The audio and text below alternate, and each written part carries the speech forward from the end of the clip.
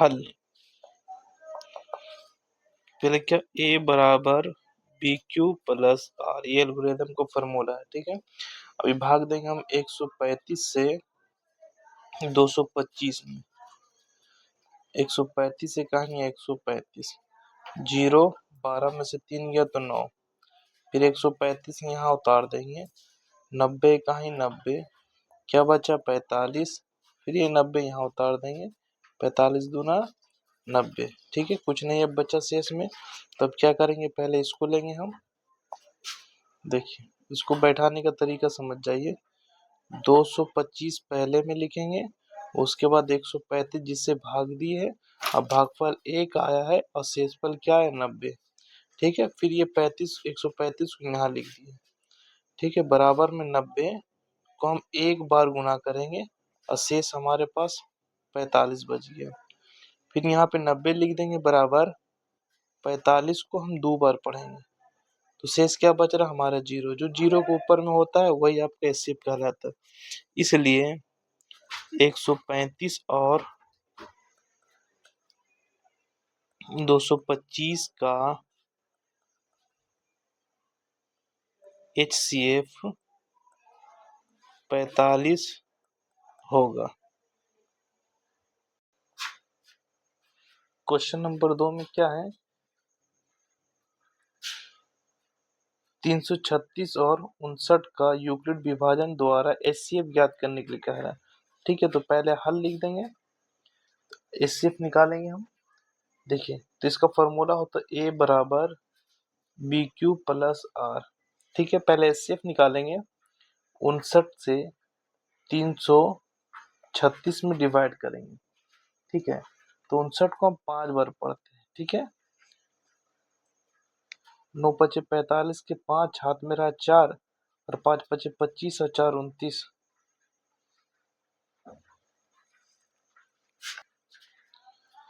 59 का टेबल 5 बार पढ़ेंगे तो कितना आएगा 295। ठीक है, 6 बार में ज्यादा आ जा रहा। अब क्या करेंगे, घटाएंगे, 5 6 में से 5 गया तो 1 बचेगा और 13 में से 9 गया तो 4 41 आ गया। ठीक है, और फिर ये 59 यहाँ पे उतार दें।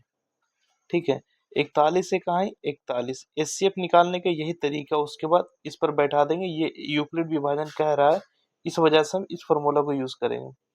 फिर देखो 59 में 41 घटाएंगे तो 8 और 1 18 हो गया, और यहाँ पे कितना होगा 41, तो 18 दूना 36 हो जाएगा। ठीक है, अब 41 में 36 जब घटेगा तो क्या बचेगा 5 बचेगा। ठीक है, अब ये फिर 18 यहाँ पे लिख देंगे, 18 5 दिया 15। ठीक है, 15 हो गया आपके पास। क्या बच रहा 3 बचेगा, फिर यहाँ 5 उतारेंगे तो 3 एक आए 3, क्या बचेगा 2, फिर यहाँ 3 उतारेंगे 2 एक आए 2, क्या बचेगा 1 बचेगा। ठीक है,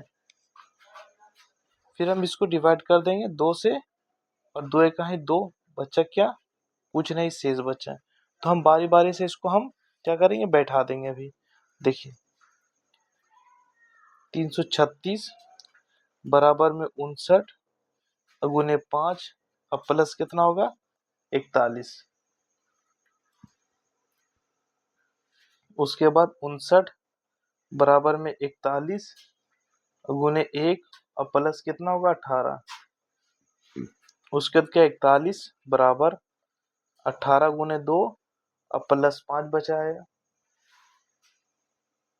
फिर लेंगे 18 लिखेंगे,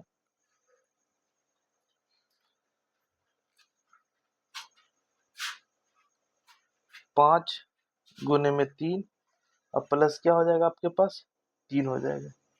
ठीक है, फिर 5 का क्या होगा,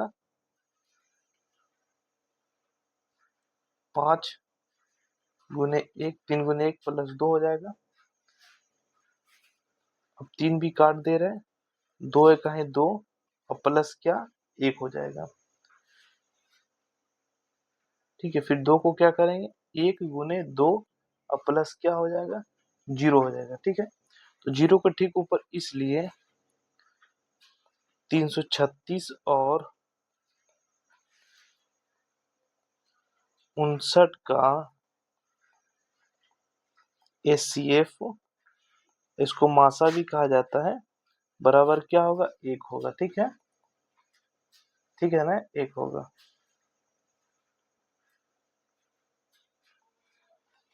क्वेश्चन नंबर 3 क्या कह रहा है, यूक्लिड विभाजन एल्गोरिथम की मदद से 870 और 225 का महत्तम संवर्तक ज्ञात करें। महत्तम संवर्तक को शॉर्टकट में कहा जाता है मासा, याद रहे आप लोगों को। तो यहाँ पे लिखेंगे हल, ए बराबर बी क्यू प्लस आर, ये आपका फॉर्मूला है। ठीक है, ये जितना भी एल्गोरिथम का फॉर्मूला निकालने के लिए कहेगा आपको इसी के ऊपर बैठाना पड़ेगा। ठीक है, तो अभी क्या करेंगे, 225 से 870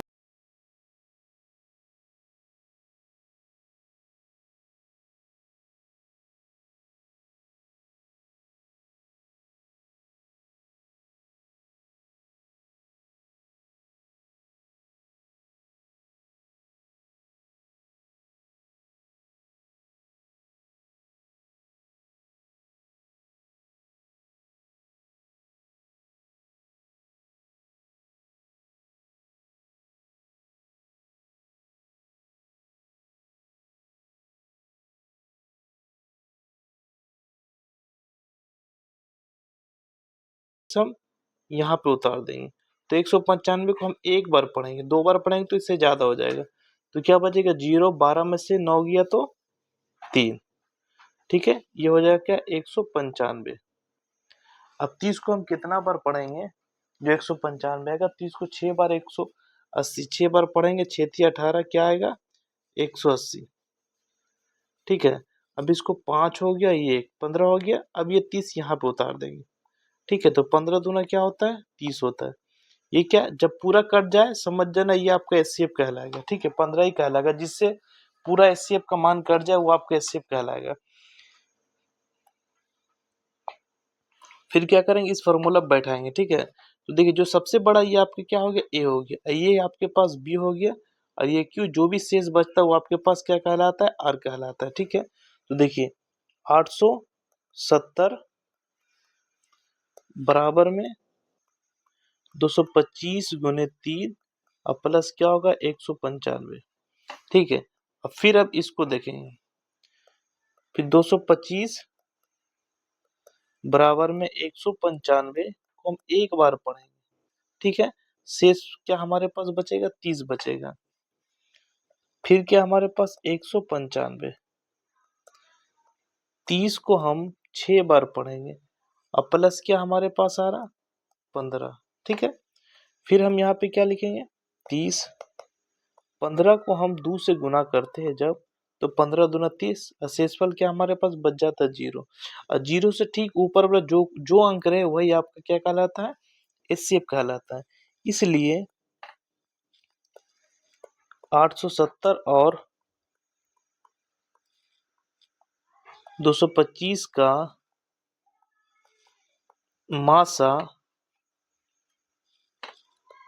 45 होगा।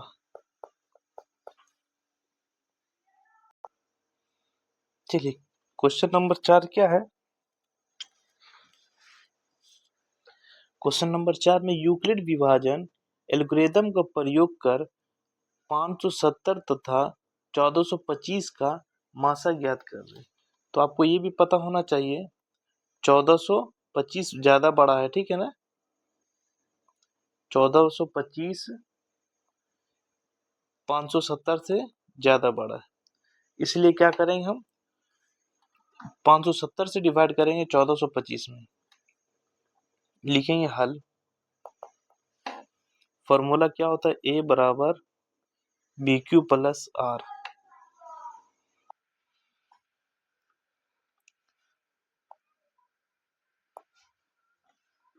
क्या करेंगे,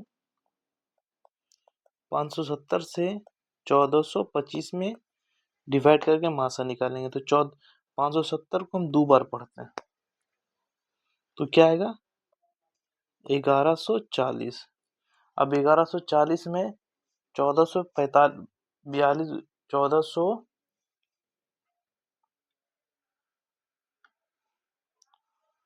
ये 5 हो गया, 12 में से 4 गया तो 8, और 3 में से 1 गया तो 285। फिर यहाँ पे क्या लिखेंगे, 70।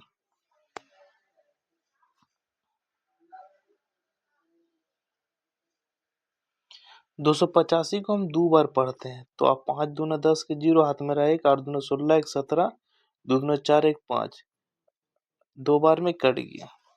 ठीक है, तो क्या करेंगे हम 1425 बराबर 570 को 2 बार पढ़े और 285 आपके पास शेष बच गई। फिर 570 बराबर में 285 गुने 2 अब प्लस क्या है 0 है, इसलिए 570 तथा 1425 का मासा 285 होगा। ठीक है ना। क्वेश्चन नंबर 5 क्या कह रहा है, यूक्लिड विभाजकता प्रेमी का प्रयोग करके 963 तथा 657 का मासा ज्ञात करें। ठीक है, तो हल लिखेंगे हम, इसका फॉर्मूला होता है A बराबर BQ प्लस R। ठीक है, अभी हम 500 657 से 963 का मासा निकालेंगे, तो एक बार पढ़ेंगे। ठीक है, तो 600 क्या आएगा 57। अब 600 देखिए 963 में 657 अगर घटा देते तो क्या आएगा 306। ठीक है, और फिर यहाँ पे 657 लिखा जाएगा, तो 657 मतलब 306 को 2 बार पढ़ते हैं। ठीक है, 306 को 2 बार पढ़ते हैं हम, तो क्या आएगा 612, ये 5 होगा, ये 4 मतलब 45 बचेगा। अब ये 306, अब 45 को कितना बार पढ़ा जाएगा, 45 को 6 बार पढ़ते हैं। क्या है 45 को अगर हम 6 से गुना करते हैं तो 270 आएगा। ठीक है, फिर हम इसको क्या 6 हो जाएगा, 270 में 306 को हम माइनस करते हैं तो क्या आएगा 36। फिर 45 से कहीं 36 से कहीं 36, क्या बच जाएगा आपके पास 9। फिर 36 करेंगे, 9 चौके 36। ठीक है, 9 चौके 36। अब क्या करेंगे, इसको हम बैठाएंगे। देखिए 963 बराबर 657 को एक बार पढ़ेगा, शेषफल क्या आ जाएगा 306। फिर 657 बराबर 306 को 2 बार पढ़ते हैं और शेषफल क्या आएगा आपके पास 45।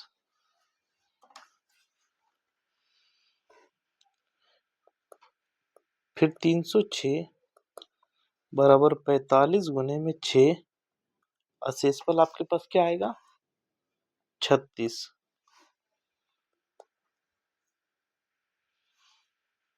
फिर क्या 45 बराबर 36 गुने 1 और प्लस में 9। फिर यहाँ पे लिखेंगे 36, 9 गुने 4 और प्लस में क्या होगा 0, इसलिए 963 तथा 657 का मासा बराबर क्या होगा 9 हो जाएगा। ठीक है, आपका ये 9 हो गया। चलिए क्वेश्चन क्या कह रहा है, क्वेश्चन नंबर 6 में यूक्लिड के विभाजन एल्गोरिथम का प्रयोग करके 275 तथा 1032 का मासा ज्ञात करें। ठीक है, तो पहले नंबर हल लिखेंगे, फॉर्मूला होता है A बराबर BQ प्लस R। ठीक है, तो अभी हम इसको बार बार क्या करते हैं, हम लोग मासा निकालना ही पड़ेगा, यूक्लिड विभाजन बनाने के लिए आपको मासा निकालना ही पड़ेगा। इसलिए 272 को 1032 में पहले मासा निकालेंगे। ठीक है, तो कितना बार में? 3 बार में पढ़ते हैं।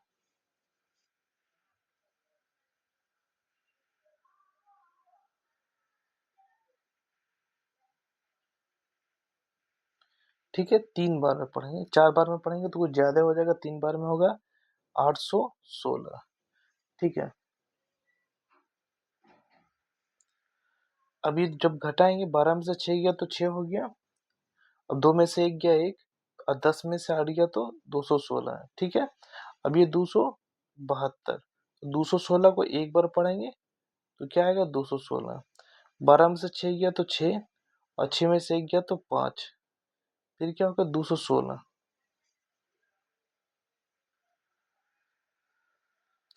56 को अगर हम 3 से गुना कर देते हैं तो 168 होगा। ठीक है, 168। 216 में 168 को घटा देते हो तो क्या बचेगा हमारे पास? 48। ये 56 फिर से वापस यहाँ उतारते, 48 से कहें 48, और 56 में 48 अगर घटता तो क्या बचेगा हमारे पास? 8, और ये 48 यहाँ उतार देते हैं तो 8 छक 48। चलिए, पूरा कट गया हमारे पास। ये सिर्फ आपको, इसको जो हम बना रहे हैं इसमें यूक्लिड विभाजन बनाने के लिए, समझाने के लिए कर रहे हैं। इसको आपको रफ कॉपी में बनाना होगा, ठीक है ना, पीछे साइड में एग्जाम के। तो अब हम इसको बैठाएंगे, इस फॉर्मूला के ऊपर बैठाएंगे। तो पहले लिखेंगे 1032 बराबर में 272 गुने 3, और प्लस क्या होगा? 216। ठीक है, फिर क्या करेंगे? 272 बराबर में 216 गुने 1, और प्लस क्या आएगा? 56। फिर 216 बराबर में 56 को हम 3 से गुना करते हैं, फिर हमारे पास शेष क्या बच जाएगा? 48। ठीक है, फिर लिखते हैं हम 56 बराबर में 48 से कहें 48, अब प्लस 8, फिर 48 बराबर में 8 गुने 6, अब प्लस क्या बचेगा? 0। तो मतलब शेषफल 0, जब भी शेषफल 0 बच जाए उसको ऊपर वाला ठीक मासा हो जाएगा। इसलिए 272 तथा 1032 का मासा 8 होगा। ठीक है,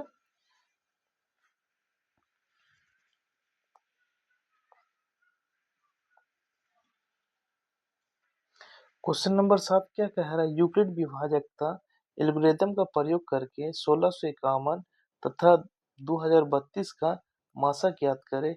ये क्वेश्चन 2020 का सेकंड शेडिंग में आया हुआ है। ठीक है ना, ये क्वेश्चन। तो फिर इसी तरीके से हम करेंगे पहले नंबर हल। ठीक है, फॉर्मूला क्या होता है? ए बराबर बी क्यू प्लस आर। ठीक है, तो अभी हम 1651 को डिवाइड करेंगे, मतलब एचसीएफ निकालेंगे 2032 में। ठीक है, अब इसको हम एक ही बार पढ़ सकते हैं, अगर 2 बार पढ़ेंगे तो कुछ ज्यादा हो जाएगा, इसलिए हम एक बार पढ़ते हैं। ठीक है, कितना बार पढ़ते हैं? एक बार। तो क्या आएगा? 1651। अब 2032 में 1651 को घटा देते हैं तो क्या बच जाएगा? 381। अब इसको उतार देते हैं 1651। 381 को हम 4 से गुना करते हैं। ठीक है, 4 से अगर हम गुना करते हैं तो 1524 आ जाएगा। ठीक है, 1524 में 1651 को अगर हम माइनस करते हैं तो क्या बचेगा हमारे पास? 127। अब यहाँ पे 381 वापस से उतारना होगा हमको। अब 127 को कितना बार पढ़ेंगे तो 381 आएगा। अगर हम 127 को अगर हम 3 बार पढ़ते हैं, ठीक है, 3 बार पढ़ते हैं तो 381 आ जाएगा। ठीक है, ये पूरा पूरी आपका कट गया। अब इसको बैठाएंगे, तो बैठाने के लिए क्या करना होगा? सबसे पहले हम 2032 लिखेंगे, उसके बाद 1651 को 1 से हम गुना किए, उसका शेष पर रिमाइंड क्या बच रहा है? 381। ठीक है, फिर 1651 बराबर में 381 को हम 4 बार पढ़ते हैं, फिर शेषफल क्या बचेगा 127। ठीक है, फिर 381 बराबर में 127 को अगर हम 3 से गुना करते हैं, कितना से 3 से गुना करते हैं, तो प्लस क्या बच रहा है हमारे पास 0 बच रहा है। इसलिए 151 तथा 2332 सॉरी 2032 का मासा 127। ठीक है,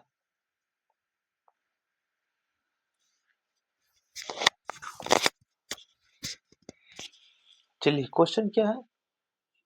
क्वेश्चन नंबर 8, यूक्लिड विभाजन एल्गोरिथम का प्रयोग करके 867 और 255 का महत्तम संवर्तक निकाले। महत्तम संवर्तक को शॉर्टकट में मासा कहा जाता है। ध्यान रहे, महत्तम संवर्तक को शॉर्टकट में मासा कहा जाता है।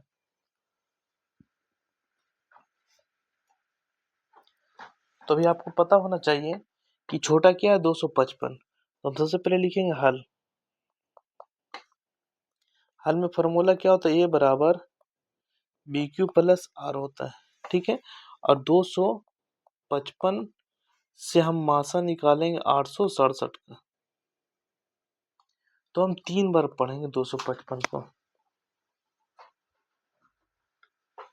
3 से गुना करेंगे तो 765 आएगा। ठीक है, 765 में हम 867 को माइनस कर देते हैं।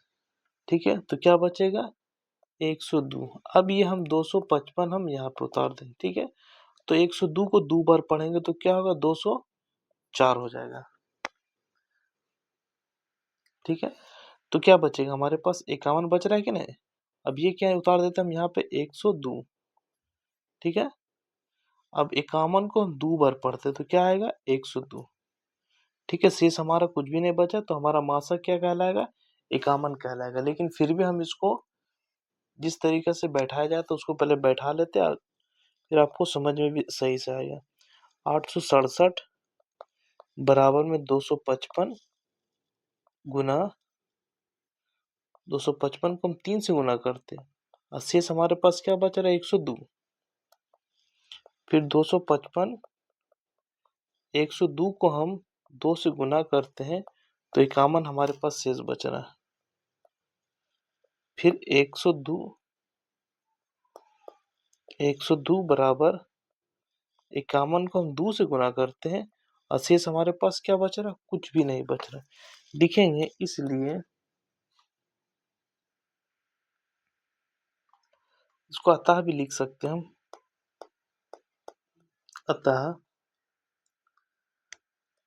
867 और 255 का मासा ब्रैकेट में HCF भी लिख सकते हैं हम 51 होगा। ठीक है, ये क्वेश्चन नंबर 8 हो गया। चलते हैं नेक्स्ट क्वेश्चन में क्या है। क्वेश्चन नंबर 9 में क्या है, यूक्लिड के विभाजन एल्गोरिथम का प्रयोग करके 231 और 396 का मासा ज्ञात करें। तो अभी हम लिखेंगे हल। ठीक है, हल में क्या होगा, ए बराबर बी क्यू प्लस आर। तो 231 से हम 396 का मासा निकालेंगे। ठीक है, तो सबसे पहले एक बार पढ़ेंगे 231। ठीक है, 6 में से 5 एक गया तो 5 बचा, और 9 में से 3 गया तो 6 बचा, और ये 165। फिर 200 क्या होगा 31। फिर हम इसको एक बार पढ़ेंगे तो क्या होगा 165।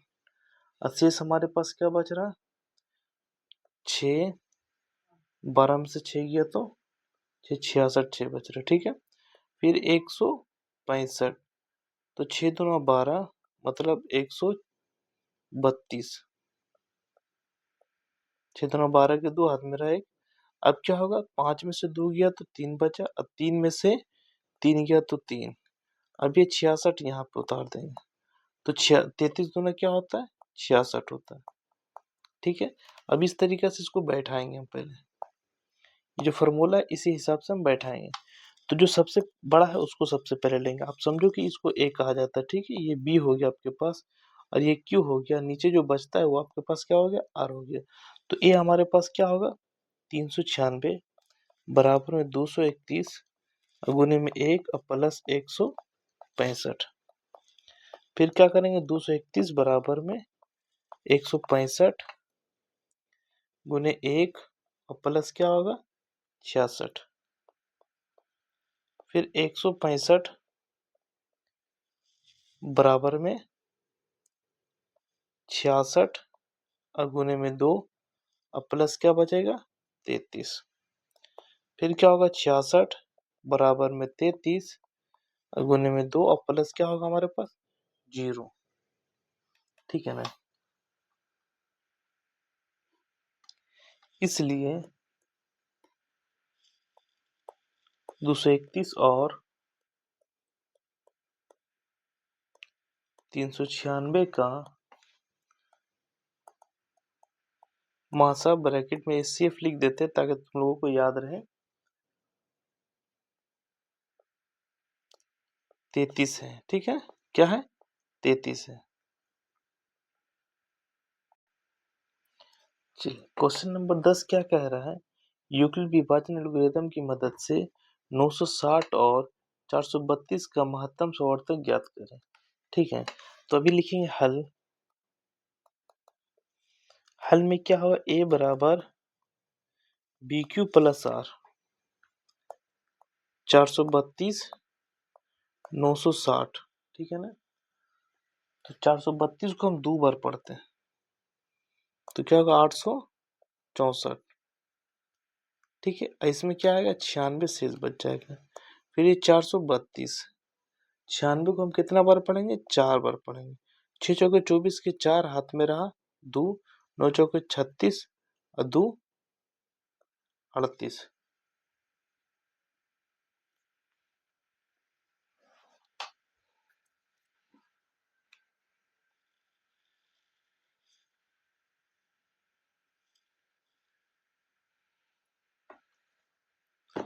अब इसको हम माइनस कर देते हैं 432 में, क्या बचेगा हमारे पास 48। अब ये 96 को यहाँ उतार देंगे तो 48 को 2 बार पढ़ेंगे क्या आएगा 96 आएगा। शेष हमारे पास क्या बच रहा है, कुछ नहीं, 0 बच रहा है। ठीक है, तो अभी हम क्या लिखेंगे 960 बराबर में 432 अगुने में 2 और प्लस क्या आएगा 96। फिर 432 बराबर में 96 को हम 4 से गुना करते हैं तो 48 हमारे पास क्या बच रहा, शेष बच रहा।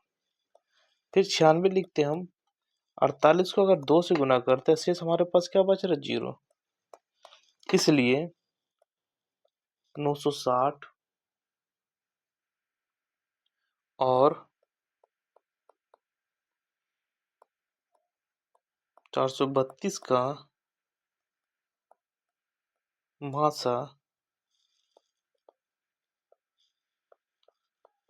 48 होगा। ठीक है,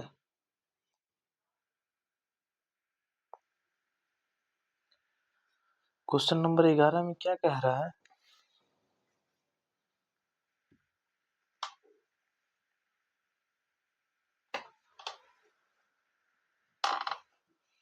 क्वेश्चन नंबर 11 है, यूक्लिड के विभाजन एल्गोरिथम का प्रयोग कर 365 एवं 12450 का मासा ज्ञात करने के लिए कह रहा है।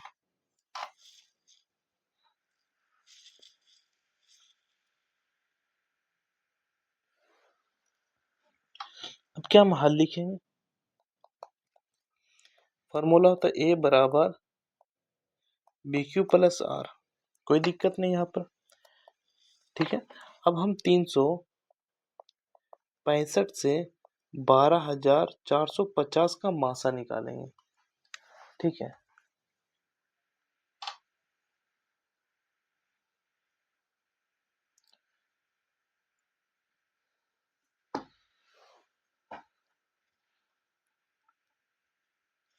365 को हम 34 से गुना करते हैं तो हमारे पास आएगा 12,410 आएगा।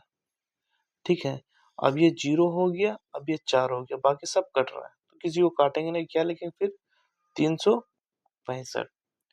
अब 40 को कितना बार पढ़ेंगे जो 365 आएगा। ठीक है, तो 40 को हम 9 बार पढ़ेंगे। ठीक है, तो 9 चौके 36, 300 क्या आएगा 360 आएगा। क्या बचा हमारे पास 5। अब ये हमारे पास 4 उतार देंगे तो 5 8 ही क्या आएगा 40।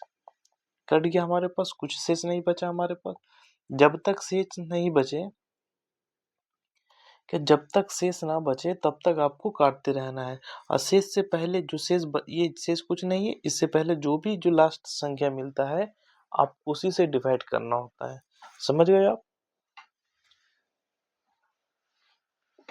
अब देखिए इसको बैठाना है, तो बैठाने के लिए क्या करेंगे, पहले 12,450 बराबर में 365 गुने 34 प्लस क्या आएगा 40। फिर लिखेंगे 365 को हम कितना बार गुना करते हैं,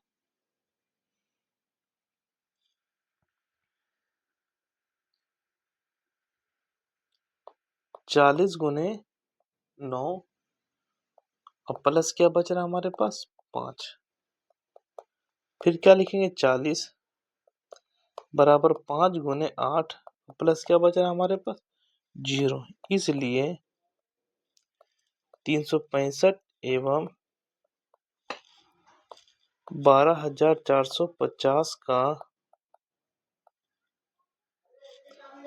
मासा बराबर में 5।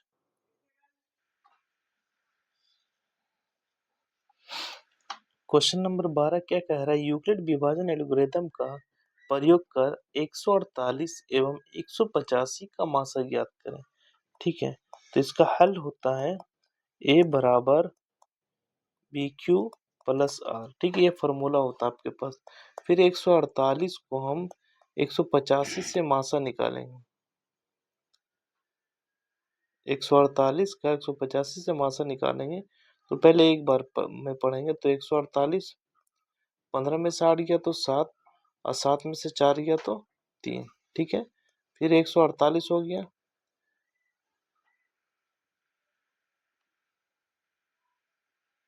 फिर 37 को कितना बार पढ़ेंगे,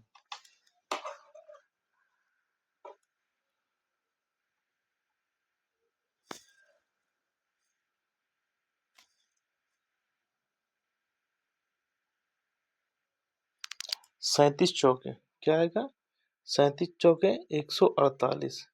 ठीक है, 148। चलिए पूरा पूरी कट गया आपका। अब क्या करेंगे एचसीएफ, अब इसको बैठाएंगे एल्गोरिथम पर। ठीक है, तो 185 फिर क्या 148 सॉरी क्या 185 बराबर में क्या 148 को एक बार पढ़ते, शेषफल क्या बचेगा हमारे पास 37 बचेगा। फिर लिखेंगे 148 बराबर में 37 को हम 4 बार पढ़ते, शेषफल क्या हमारे पास 0 बचेगा। इसलिए 148 एवं 185 का मासा क्या होगा 37 होगा। ठीक है ना, क्या होगा 37 होगा।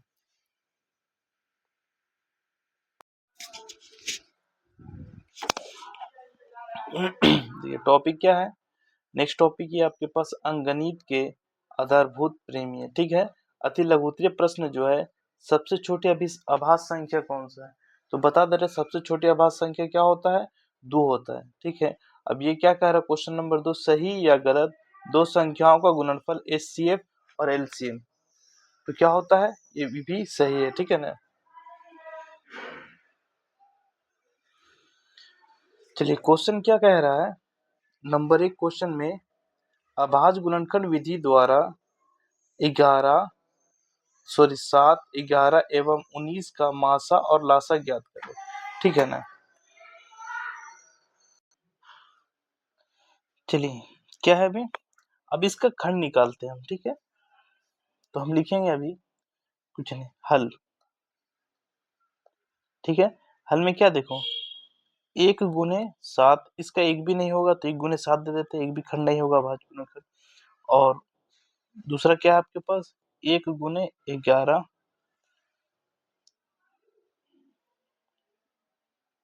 देखिए 7 का क्या हो जाएगा, 1 गुने में 7 हो जाएगा, और 11 का खंड हो जाएगा 1 गुने में 11, और 19 का भी खंड हो जाएगा 1 गुने में 19। इसलिए HCF बराबर में क्या होगा, ये सभी का HCF का तीनों में जो मिला वही आपका HCF 1 हो जाएगा। और LCM क्या होगा आपके पास, LCM 7 गुने 11 गुने 19, ठीक है। इस सभी को हम गुना कर देंगे, जब गुना कर देंगे तो आएगा क्या, 1463 हमारे पास आएगा। ये हमारा आंसर हो गया। क्वेश्चन नंबर 2 में क्या कह रहा है, देखिए, अभाज्य गुणनखंड विधि द्वारा 96 और 404 का मासा तथा लासा ज्ञात करने के लिए कह रहा है, ठीक है। इसलिए अभी क्या करेंगे, हल 96 का खंड क्या होगा, 2 गुने 2 गुने 2 गुने में 2 गुने क्या होगा 3, 32 या 96, और 404, ठीक है। 404 का क्या होगा, 2 गुने 2 गुने 101, बस इतना ही खंड होगा इसका। अब क्या करेंगे, इसलिए HCF बराबर क्या, देखो ये दोनों मिल गया तो 2 लिख दिए, और ये दोनों भी मिल गया, क्या लिख देंगे, 2 लिख देंगे, तो बराबर क्या होगा इसका, 4 हो गया। फिर उसके बाद क्या होगा, इसलिए लासा मतलब एलसीएम क्या होगा, ये दो जो मिला उसको भी लिख देंगे, अब ये 2 लिखेंगे, ये भी 2, जो बच रहा उसको भी लिख देंगे, ठीक है। अब इसको 101 इसको भी हम लिख देंगे यहाँ पे, ठीक है।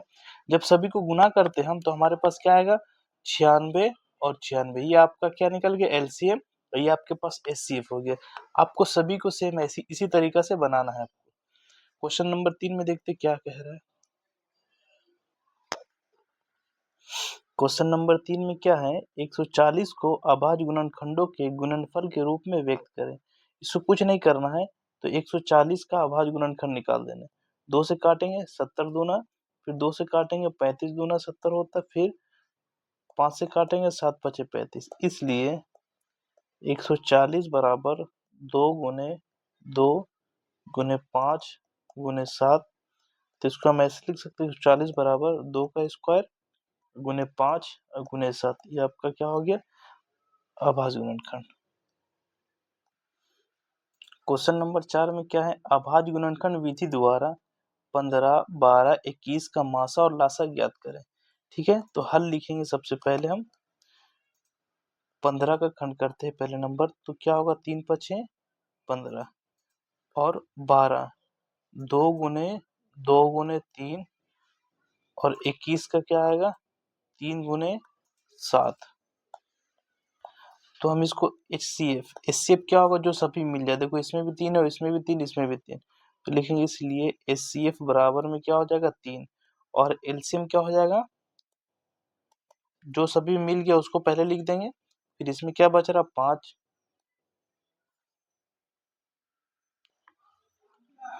फिर क्या बच रहा है इसके अंदर, 2 बच रहा है, ठीक है, 2 गुने 2, अब इसमें क्या बच रहा है 7 बच रहा है, ठीक है।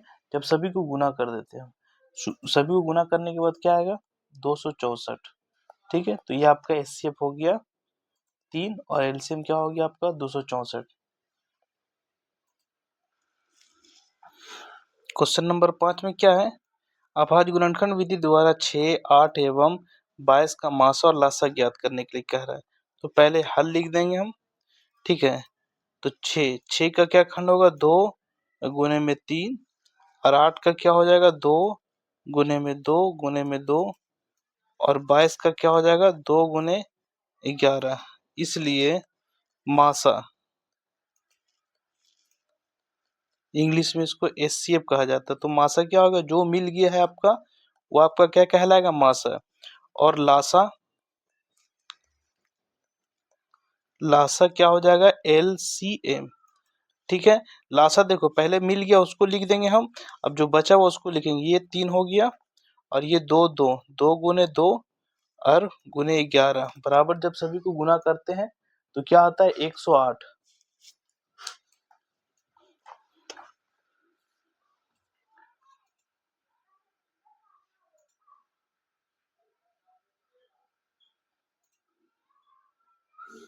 सॉरी 264 आएगा। और ये 4 के अंदर जो है आंसर इसका 4 के अंदर गलत है। देखिए 4 का आंसर आपका हो जाएगा 3 गुने 5 गुने 2 गुने 2 गुने 7 का होगा 420। ठीक है, राइट आंसर ये आपका हो जाएगा।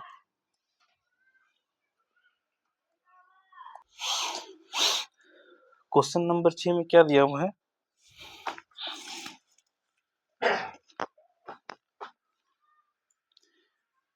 अभाज्य गुणनखंड विधि द्वारा 9, 12 तथा 27 का मासा और लासा ज्ञात करने के लिए कह रहा है। तो अभी लिखेंगे हल 9 का क्या होगा 3 गुने 3 हो जाएगा और 12 का जब खंड करेंगे 2 गुने में 3 और 27 का जब खंड करते हैं 3 गुने 3। ठीक है, इसलिए मासा, तो मासा बराबर क्या होगा जो सभी में मिल जाए। देखो इसमें 3 मिल गया और इसमें 3 मिल गया और इसमें 3 मिल गया। ठीक है, तो 3 आपका क्या हो जाएगा मासा हो जाएगा। अब लासा क्या आ जाएगा आपके पास, लासा बराबर तो एक बार तो जो सब मिल गया उसको लिख देंगे हम, उसका जो बचा हुआ देखो इसका 3 बचा हुआ है, इसका 2 बचा हुआ है, इसका 3 बचा हुआ। ठीक है, अब सभी को हम जब गुना करते हैं तो गुना करने के बाद क्या आएगा हमारे पास 108 आएगा। ठीक है, तो ये हमारा आंसर हो गया। क्वेश्चन नंबर 6 का आंसर क्या आएगा 108 लासा हो जाएगा और 3 आपका मासा हो जाएगा। क्वेश्चन नंबर 7 क्या है, थोड़ा कंफ्यूजन है तो उसको क्लियर करना है। इसमें सिर्फ क्या है महत्तम धारिता निकालने कह रहा है। 2 पात्रों में 504 लीटर और 735 लीटर दूध है। ठीक है, पात्र की महत्तम धारिता क्या होगी जो पात्रों के दूध को पूर्ण रूप से माप सके। तो लिखेंगे हल 504 का पहले मासा निकालेंगे, मतलब 504 का हम खंड कर रहे हैं तो क्या होगा 2 गुने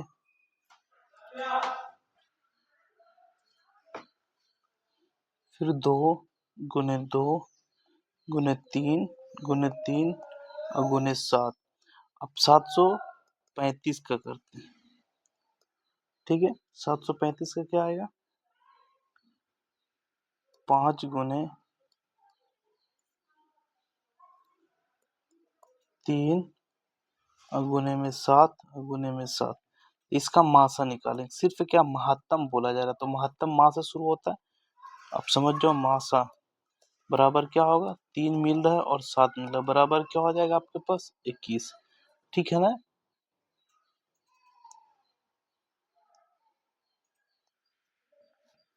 क्वेश्चन नंबर 8, अभाज्य गुणनखंड विधि से 8, 9 एवं 25 का मासा और लासा ज्ञात कर रहे हैं। तो पहले हल लिख देंगे हम। ठीक है, 8 का खंड करते हैं 2 गुने 2 गुने 2, 9 का खंड क्या होगा 3 गुने 3 और 25 का खंड जो होगा 5 गुने 5। ठीक है, तो पहले मासा निकालते इसलिए मासा बराबर में 2 नहीं बल्कि 3 मिल रहा है। सॉरी कुछ नहीं इसका मिल रहा है।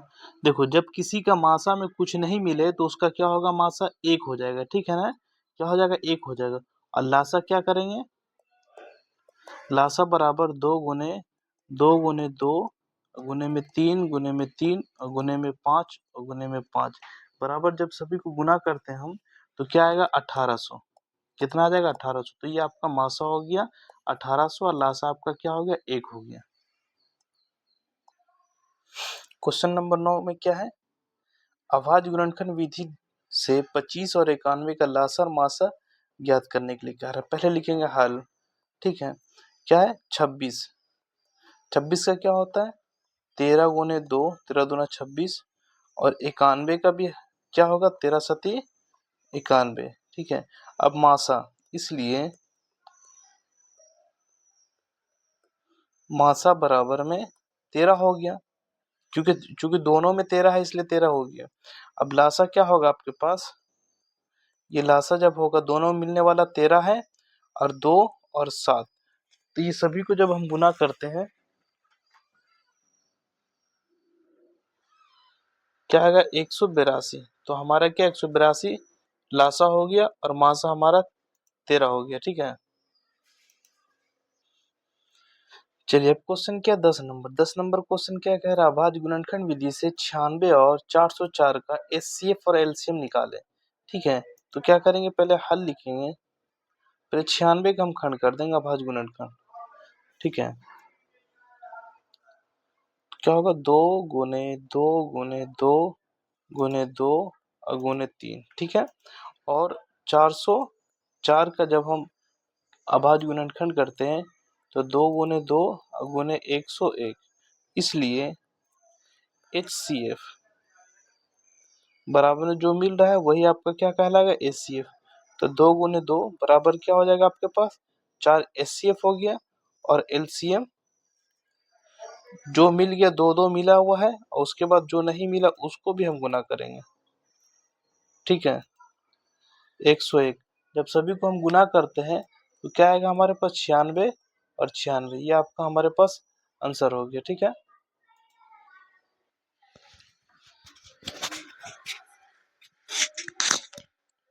ये क्वेश्चन क्या है, देखिए क्वेश्चन नंबर 11, दो संख्याओं का मासा 145 तथा उनका लासा 2175 है। यदि एक संख्या 725 है तो दूसरी संख्या ज्ञात करें।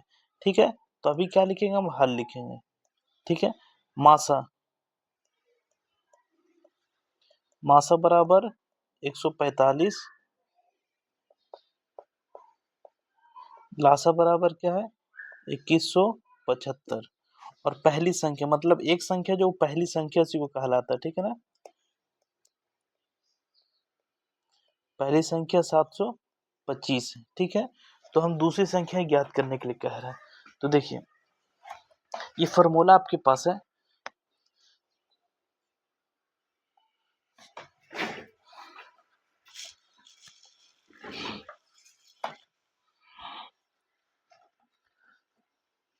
दूसरी संख्या बराबर क्या होता है, दूसरी संख्या बराबर में होता है मासा गुने में लासा बटे में पहली संख्या। ठीक है, तो कितना है, मासा 145 गुने 2175। ठीक है, और पहली संख्या कितना है, 725। ठीक है, तो 725 को हम 3 बार पढ़ते हैं, कितना बार, 3 बार, तो क्या आ जाएगा 2175। तो 145 गुने में 3 बराबर क्या होगा, 5 दिया 15 और 4 दिया 12, 1 13 और 3 और 1 4, 435। क्या है, दूसरी संख्या बराबर क्या है, 435। ठीक है, क्वेश्चन क्या कह रहा है, दो संख्याओं का मासा 13 तथा लासा 182, उनमें से एक संख्या 26, तो दूसरी संख्या ज्ञात क्या करें, ज्ञात करने के लिए कह रहे हैं। पहले लिखेंगे हल। ठीक है, हम क्या समझ, पहले नंबर सॉरी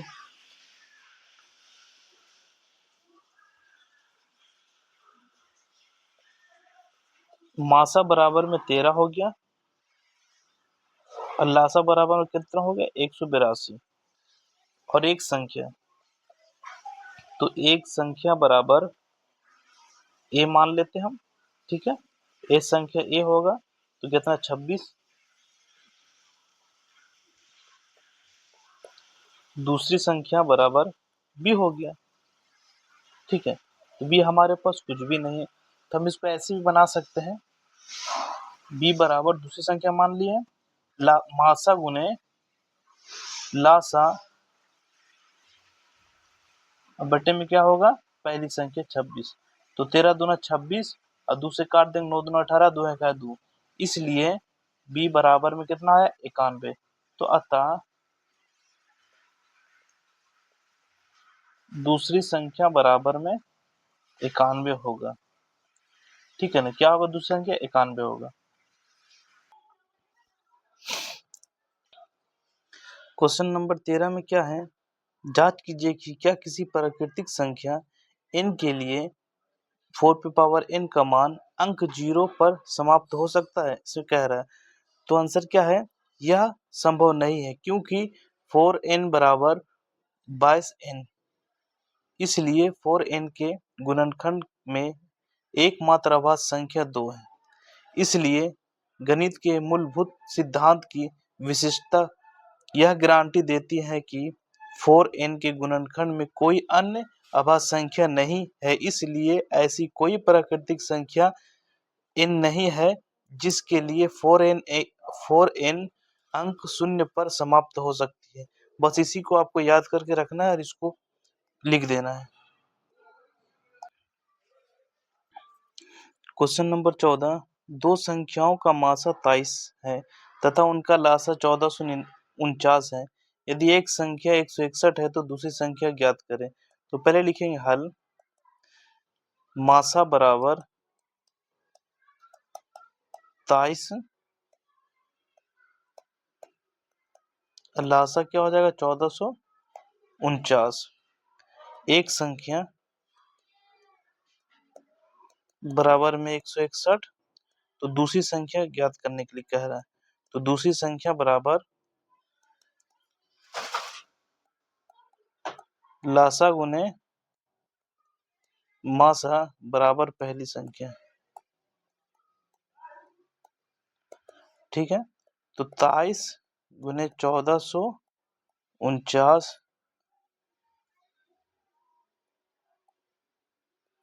बटे में क्या आएगा 161। ठीक है, अभी क्या करेंगे, 161 को हम 23 से डिवाइड करेंगे 7 बार में, 23 सती 1 से। ठीक है, अब 1449 को डिवाइड करेंगे 7 से, कितना बार में 207 बार में। तो दूसरी संख्या क्या आएगा, अतः दूसरी संख्या बराबर में 207 आंसर हो गया। ठीक है, दूसरी संख्या। क्वेश्चन नंबर 15 क्या कह रहा है, दो संख्याओं का मासा 18 तथा उनका गुणनफल 12960 है तो उनका लासा ज्ञात करने के लिए कह रहा है। तो लिखेंगे हल, मासा बराबर 18,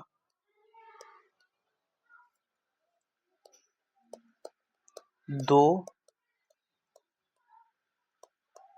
संख्याओं का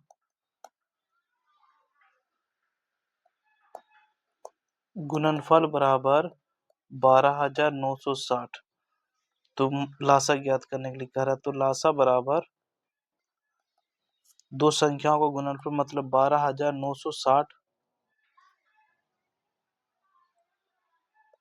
बटे में कितना होगा 18, 18 से हम भाग दे देंगे 12960 में, तो कितना आएगा 720 आएगा, आंसर हो जाएगा। ठीक है, ये आपका 720 आंसर हो गया। चलिए क्वेश्चन नंबर 16 क्या है, अभाज्य गुणनखंड द्वारा 24 और 36 का मासा लासा ज्ञात करने के लिए कह रहा है। ठीक है, तो पहले हल लिखेंगे, 24 का अगर खंड करते हैं हम तो 2 गुने में 3, और 36 का अगर हम खंड करते हैं तो क्या आएगा हमारे पास 2 गुने में 3 गुने में 3। इसमें क्या कह रहा है, मासा लासा दोनों ज्ञात करने के लिए कह रहा है, इसलिए मासा बराबर ये भी मिल रहा है इसको भी लिख देंगे, और ये भी मिला है इसको भी लिख देंगे, और ये दोनों भी मिल रहा है इसको भी लिख देंगे। तो क्या हो जाएगा, मासा इसका क्या हो जाएगा 12 हो जाएगा, 24 36 का मासा 12 हो जाएगा। अब लासा देखते हैं क्या होता है। लासा बराबर जो मिल गया उसको तो पहले लिख ही देंगे हम। ठीक है, अब बच क्या रहा, ये 2 बचा और ये 3 बचा, तो यहाँ पे 3 लिख देंगे, यहाँ पे 2 लिख देंगे। तो क्या होगा, लासा क्या हो जाएगा, सबको गुना करने के बाद क्या हो जाएगा 72। तो आपका आंसर हो गया है 72। देखिए क्वेश्चन क्या कह रहा है, पहले नंबर टॉपिक को समझते हैं हम। प्रेमी संख्याओं और उनके दशमलव प्रेमियों का पुनर्भरण करें। ठीक है, क्वेश्चन नंबर 1 कह रहा है बिना लंबी विभाजन प्रक्रिया कर बताइए कि 7/80 प्रेमी संख्या का दशमलव प्रसार शांत है या अशांत है। शांत रहने पर क्या करोगे आप, p बटे में 2 पे पावर m इंटू 5 पे पावर n अगर रह जाए तो समझ जाना क्या शांत, या फिर p बटे 2 पे पावर m रह जाए ये भी हो जाएगा शांत, या p बटे 5 पे पावर n रह जाए तो ये भी शांत रह जाएगा। इसके अलावा कुछ भी आएगा तो समझ जाना अशांत आवर्ती रहेगा। ठीक है, तो हम चलिए बनाते हैं अभी 7 बटे क्या होता है 80। 7 हो गया, 80 का अभाज्य गुणनखंड निकालते हैं तो 2 गुने 2 गुने 2 गुने 2, 2 दूना 4, 4 दूना 8, 8 दूना 16 पचे 80। तो हम इसको ऐसे लिख सकते हैं 7 बटे में 2 तो 1 2 3 4, 2 पे पावर 4 गुने 5 तो 5 पे पावर हम 1 लिख सकते हैं। तो बताइए देखो इसके तरह हो गया कि नहीं, तो इसको हम लिख देंगे शांत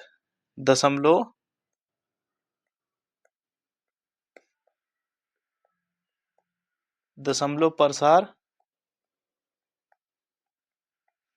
शांत है। लिखेंगे ऐसे भी इसको लिख सकते हैं, हर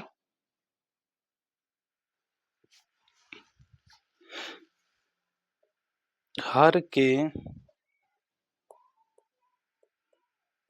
अभाज्य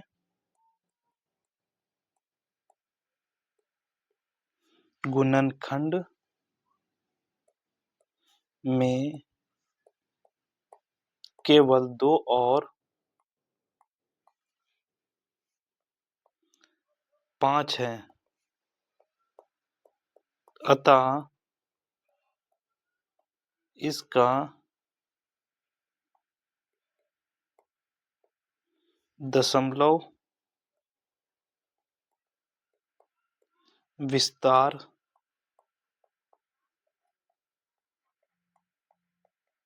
शांत होगा।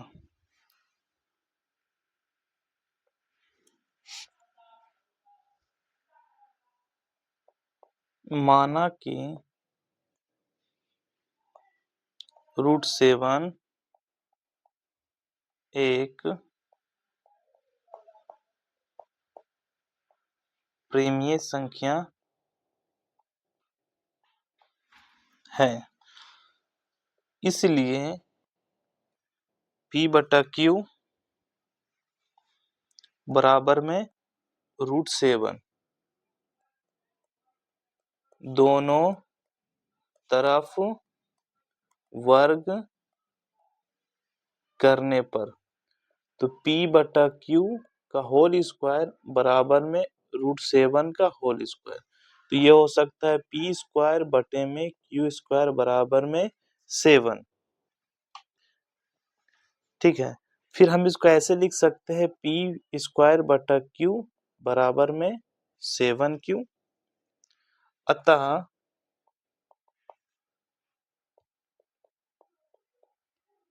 विरोध भास होने के कारण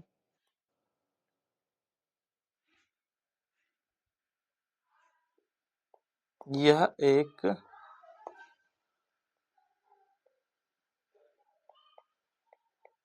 अप्रेमीय संख्या है। ठीक है,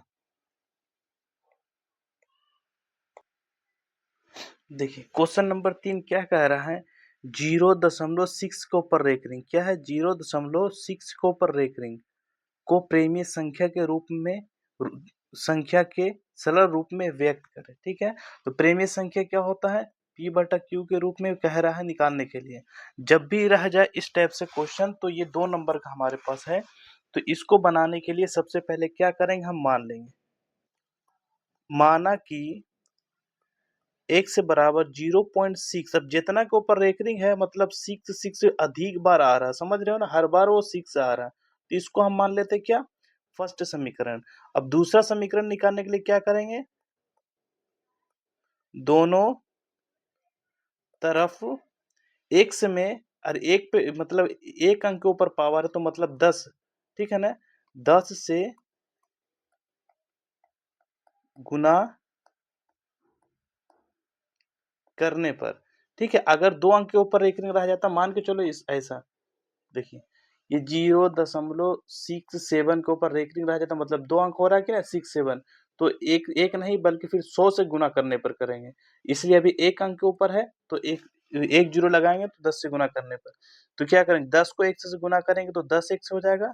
अब बराबर 0.6 को 10 से अगर गुना करते तो यहाँ दशमलव हटाए, यहाँ पे 0 दिए, दशमलव की जगह पर 1 दिया गया, जितना अंक बगल में उतना 0 बैठा दिए, 0 0 कट गया, तो क्या आया 10x बराबर में क्या होगा 6.666 डॉट डॉट डॉट, ये हो गया आपके पास दूसरा समीकरण, ठीक है। फिर लिखेंगे समीकरण 1 और 2 से, तो देखिए पहला समीकरण,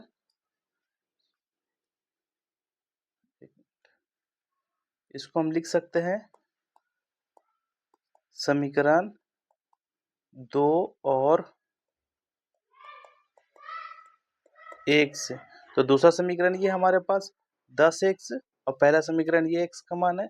अब बराबर में 6.6 और माइनस 0.6, जब ये दोनों में घटाएंगे तो क्या 9x होगा, और जब ये दोनों में घटाएंगे तो क्या होगा 6 होगा, तो 1 से बराबर ऐसे लिख सकते हैं 6/9, 3 तिया 9 और 2 तिया 6, तो क्या होगा 1 से बराबर 2/3, ठीक है। इस टाइप से भी हम बना सकते हैं। और दूसरा, अगर ऑब्जेक्टिव में आ जाए तो क्या करेंगे 0.6 रह गया 6 के ऊपर पावर, तो ये रेकरिंग, ठीक है, सॉरी रेकरिंग हो गया ये, ठीक है। अब ये समझो, तो जितना अंक के ऊपर रेकरिंग है ऊपर में लिख देंगे 6, और एक अंक के ऊपर रेकरिंग है तो 1 9 लिखेंगे, दशमलव के बाद में कोई अंक नहीं, जीरो तो जीरो पहले लिखने से कोई फायदा नहीं, तो फिर ये क्या होगा 3 लिखेंगे, सॉरी ये हमारे पास हो जाएगा 2 तिया 6 और 3 तिया 9, क्या आया 2/3। ये हमारे पास 1 नंबर का क्वेश्चन देगा तो इस टाइप से हम हल करेंगे, और यदि 2 नंबर का क्वेश्चन रहा तो हमारा इस टाइप से हल होगा, ठीक है। देखिए दोनों का आंसर बिल्कुल सेम आ गया। 4 नंबर क्वेश्चन क्या है, सिद्ध करें कि 4 माइनस रूट 5 एक अपरिमेय संख्या है, ठीक है। तो सबसे पहले हम मान लेते हैं,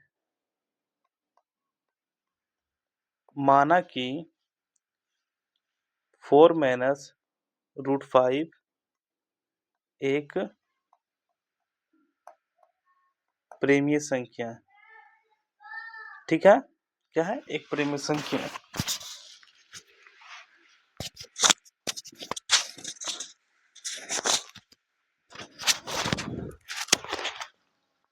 तब क्या होगा 4 माइनस रूट 5 बराबर P/Q, आप मतलब प्रेमीय संख्या लाने के लिए क्या होगा P/Q। अभी इसलिए हम इस टाइप से भी कर सकते हैं रूट 5, ठीक है। अब ये बराबर में हो जाएगा, ये प्लस है तो माइनस 4 माइनस P/Q, इस टाइप से हो गया। देखो रूट 5 क्या है, अब इस ये तो हमारे पास क्या है 4 माइनस P/Q एक प्रेमीय संख्या है ना, क्या है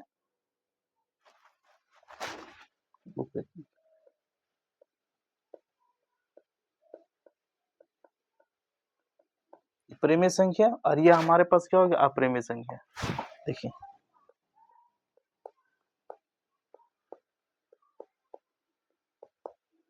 है ना, रूट 5 क्या हमारे पास अप्रेमीय संख्या, तो हम इसको ऐसे लिख सकते हैं, लेकिन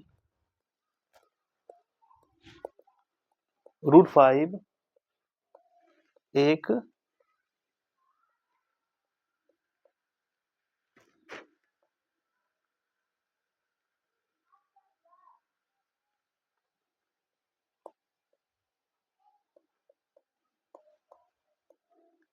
अप्रेमीय संख्या है।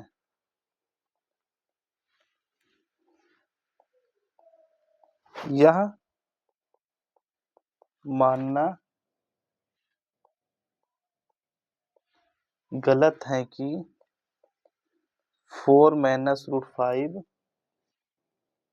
एक प्रेमीय संख्या है।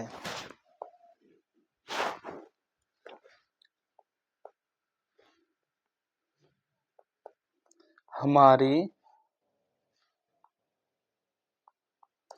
कल्पना के आधार पर विरोधाभास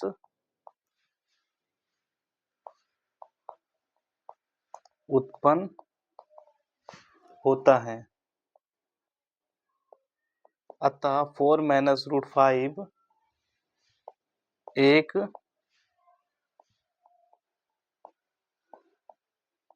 अप्रिमेय संख्या होगी।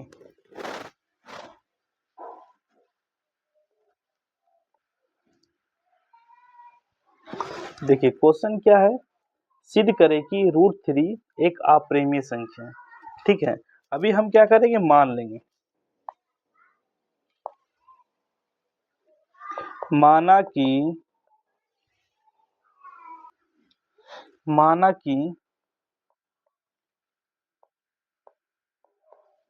√3 प्रेमीय संख्या है। ठीक है, तो √3 बराबर में P/Q, जहां Q नॉन बैलेंस 0। ठीक है ना। अब क्या करेंगे, अब दोनों तरफ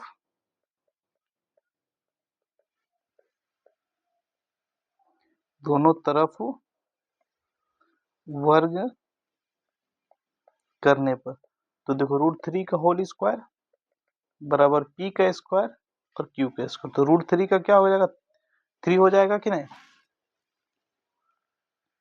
बराबर में P स्क्वायर बटे में Q स्क्वायर। तो एक Q इधर भी हम लिख सकते हैं, 3Q बराबर में P स्क्वायर बटा में Q। ठीक है ना, तो ये क्या हो जाएगा, 3Q क्या आपके पास होगा, पूर्णांक वर्ग। ठीक है ना,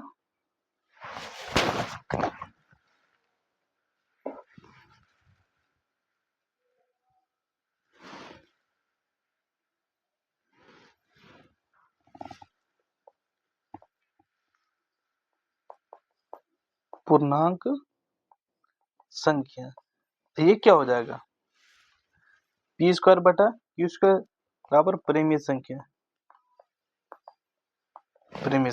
ठीक है ना, तो देखो पूर्णांक संख्या और परिमेय संख्या दोनों बराबर नहीं हो सकता। ठीक है ना, इसलिए मेरा मानना गलत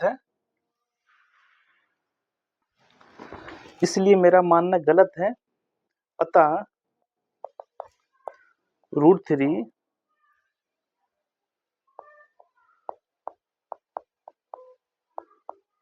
अपरिमेय संख्या है। ठीक है,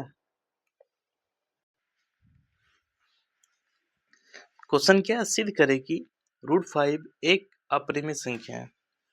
तो लिखेंगे हम,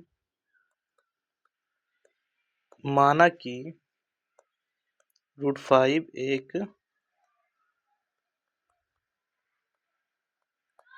प्रेमीय संख्या है। ठीक है, तो देखो √5 बराबर में P/Q। अब क्या करेंगे, दोनों तरफ वर्ग कर देंगे।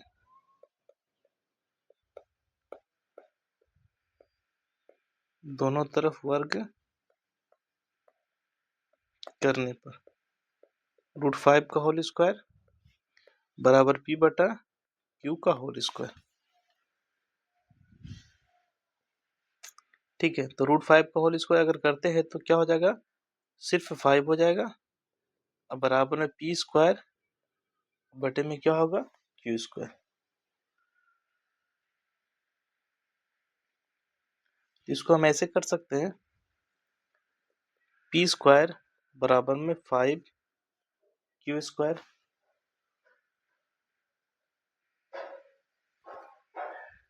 इसलिए P और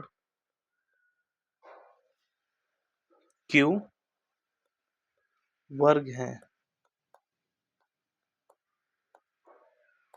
लेकिन 5 वर्ग नहीं है।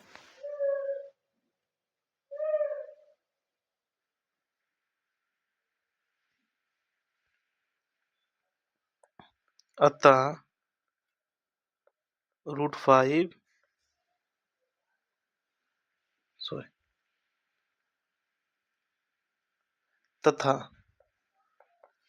तथा p² और q² का विरोधाभास 5 है। अतः √5 एक अपरिमेय संख्या है। ठीक है। क्वेश्चन नंबर 7 में क्या है? सिद्ध करें कि 5 - √3 एक अपरिमेय संख्या है। ठीक है, अभी हमको माना कि 5 - √3 एक प्रेमीय संख्या है। ठीक है, तब क्या होगा? 5 - √3 बराबर में क्या होगा? p/q, जहां q नॉन बैलेंस 0। ठीक है, नहीं तो फिर ऐसे भी लिख सकते हैं,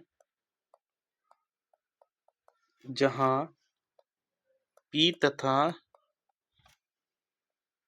q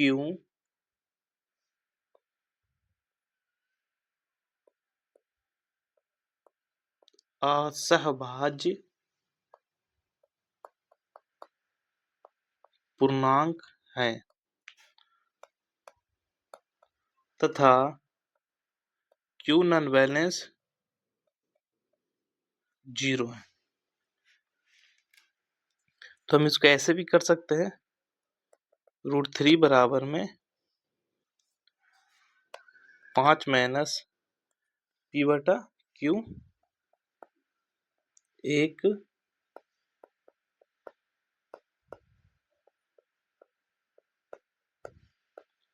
प्रेमीय संख्या है। अब चूंकि √5 माइनस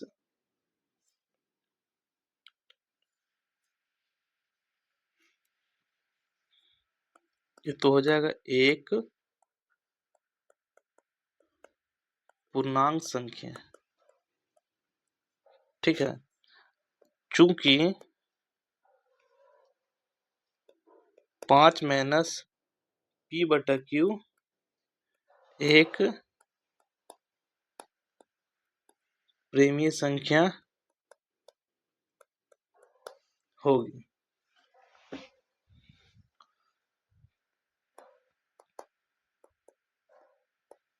हम जानते हैं कि √3 एक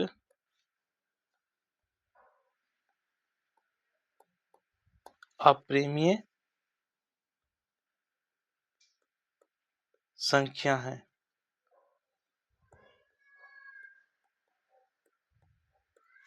अप्रिमेय संख्या प्रेमीय संख्या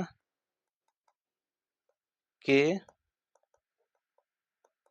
बराबर नहीं हो सकती है। यह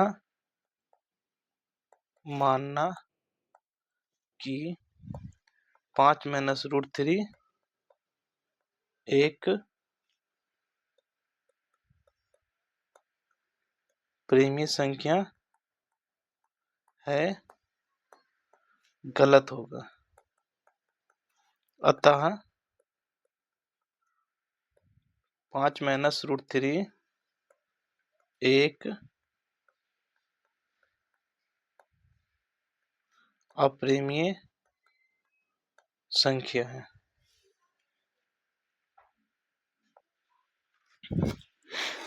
देखिए, क्वेश्चन क्या कह रहा है, 2.47 के ऊपर रेकरिंग दिया हुआ को P बटा Q के रूप में बदले। कहीं पे लिखा हुआ रहेगा कि भिन्न के रूप में बदले, ठीक है, तो वो भी P बटा Q के रूप में। प्रेमीय संख्या क्या होगा, परिमेय संख्या ये भी P बटा Q के रूप में ही बदला जाएगा। तो चलिए हम शुरू करते हैं इस हिसाब को, ठीक है। थोड़ा इसको गौर से समझना, क्योंकि पिछला भी 3 नंबर का क्वेश्चन सेम था इसी टाइप से, लेकिन 0.6 के ऊपर रेकरिंग था, ठीक है। तो यहाँ पे थोड़ा सा बड़ा आ गया। अभी हम मान लेते हैं, माना कि एक से बराबर में 2.47 के ऊपर रेकरिंग, ठीक है। तो हम इसको इस टाइप से लिख सकते हैं, 47 और 47 dot dot dot dot first equation, ठीक है, ये हो गया फर्स्ट इक्वेशन। अब देखो फिर लिखेंगे दोनों तरफ, एक तो दे दिया गया, रेकरिंग कितना अंक के ऊपर है, 2 अंक के ऊपर, तो 2 जीरो देंगे, मतलब 100 से गुना करने पर, ठीक है। जब x को 100 से गुना करते हैं तो 100x हो जाएगा, नो डाउट। और 2.47 को 100 से जब गुना करते हैं तो देखिए ये दशमलव अगर हटा दे तो 1 आएगा, दशमलव के बाद जितना अंक है उतना शून्य आएगा, दो शून्य कट जाएगा, तो क्या लिखाएगा 100x बराबर में 247.47 dot dot dot dot second equation, ठीक है। अब क्या करेंगे हम, समीकरण 2 और समीकरण 1 से, ठीक है। तो समीकरण 2 क्या है, समीकरण 2 100x, ठीक है, और बराबर में 247.47 और समीकरण 1 में क्या, x बटे 2.47, ठीक है। ये भी माइनस हो गया और ये भी माइनस हो गया। जब ये दोनों घटाएंगे तो 99x आएगा। अब ये दोनों घटाएंगे, देखो ये 0 0 हो जाएगा सब, तो 0.054, ठीक है। तो दशमलव के बाद का 0 को वैल्यू नहीं होता है, ठीक है। तो हम इसको ऐसे लिख सकते हैं, x बराबर 245 बटे में 99 लिख सकते हैं हम, ठीक है। अगर ये कट रहा है तो हम काट देंगे, किसी से नहीं कट रहा है, इसलिए हमारा यही आंसर हो गया P बटा Q के रूप में, ठीक है। क्या हुआ, P बटा Q के रूप में।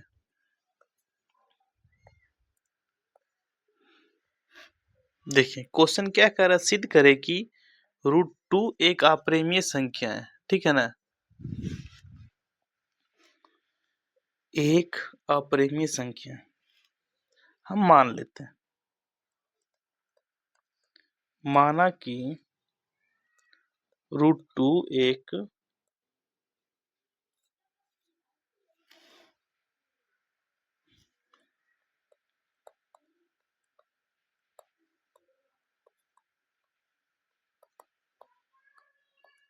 अप्रेमीय संख्या, अतः √2 बराबर P बटा Q, जहां P और Q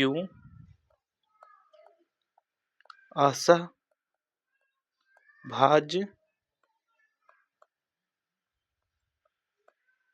पूर्णांक है तथा Q नॉन बैलेंस 0 है, इसलिए Q√2 बराबर में P, दोनों तरफ वर्ग करने पर,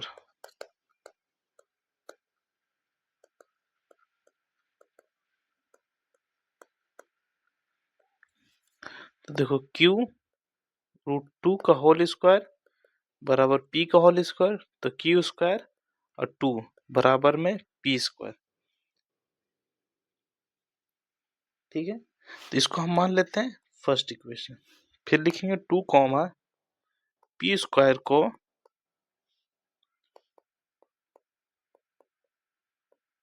विभाजित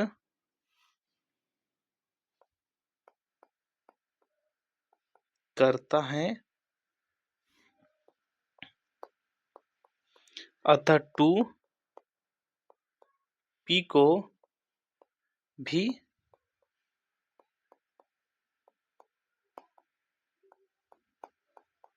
विभाजित करेगा। ठीक है, अब p बराबर में 2c मान लिया गया। ठीक है, तो क्या लिखेंगे, समीकरण 1 में p का मान देने पर, ठीक है, तो 2q² बराबर में क्या 2c² हो जाएगा, तो 2q² बराबर में 4c² हो जाएगा। ठीक है, या फिर हम इस टाइप से भी कर सकते हैं,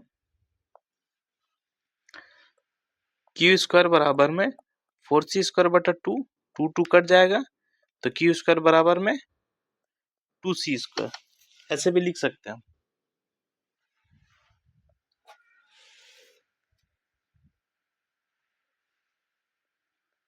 इसलिए 2, q² को विभाजित करता है, इसलिए 2, q को भी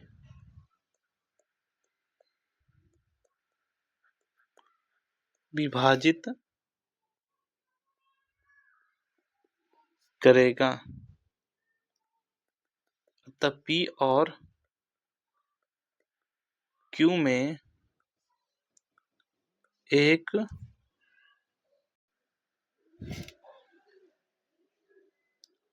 ठीक, अतः p और q में एक उभयनिष्ठ गुणनखंड 2 है। हमने यह त्रुटि पूर्ण कल्पना किया कि जिसमें विरोधाभास उत्पन्न हुआ, अतः √2 अपरिमेय संख्या है। देखिए क्वेश्चन नंबर 10 में क्या लिखा हुआ है, 0.16 के ऊपर रेकरिंग को p बटा q के रूप में बदला जाए।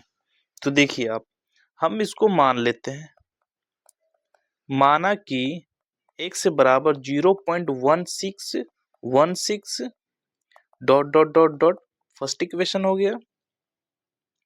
फिर उसके बाद क्या करेंगे, दोनों तरफ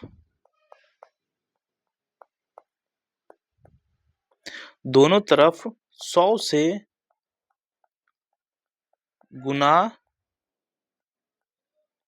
करने पर, ठीक है, 100 क्यों दिया कि 2 अंक के ऊपर रेख करेंगे, ठीक है, इसलिए तो ये क्या हो जाएगा, 100x बराबर में 100 गुने 0.16। ठीक है, अगर ये दशमलव को हटाते हम तो 100 आ जाएगा, दशमलव बदलिए एक, दशमलव के बाद 2 अंक के ऊपर 2 अंक है तो 2 शून्य हो गया, तो ये 100 और ये 100 कट चुका, तो क्या होगा, 100x बराबर में 16.16 डॉट डॉट डॉट फिर आते रहेगा। समझ रहे हो, रेकरिंग का मतलब है वही संख्या बार बार रिपीट आ रहा, तब वो रेकरिंग कहलाता। ठीक है, अब उस संख्या के अलावा कुछ संख्या आएगा ही नहीं।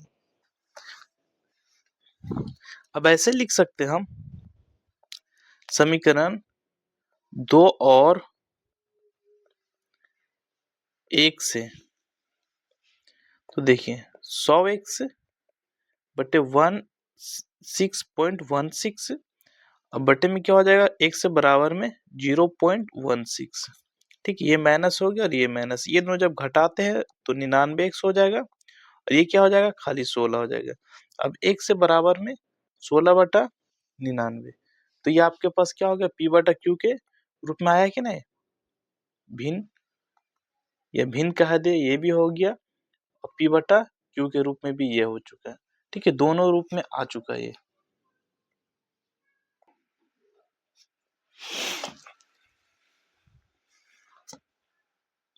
क्वेश्चन नंबर 11 में क्या है, सिद्ध करें कि 2 प्लस √2 एक अप्रिमेय संख्या। क्वेश्चन क्या कह रहा है, सिद्ध करें कि 2 प्लस √2 एक अप्रिमेय संख्या है। ठीक है, अभी हम मान लेते हैं, माना कि 2 प्लस रूट 2 एक प्रेमीय संख्या है,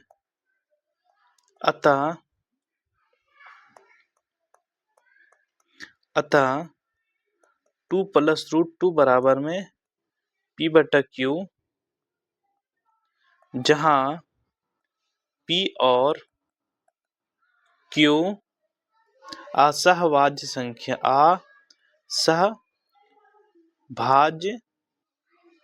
है तथा Q नॉन बैलेंस 0 है।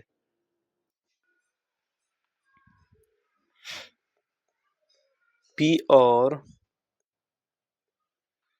Q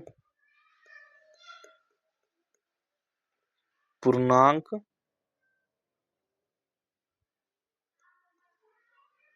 संख्या है, अतः P बटा Q माइनस 2 एक प्रेमीय संख्या होगी। इसलिए रूट 2 भी एक प्रेमीय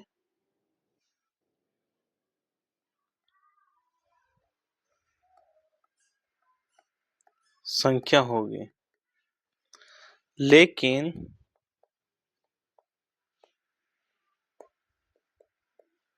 हमारी कल्पना के आधार पर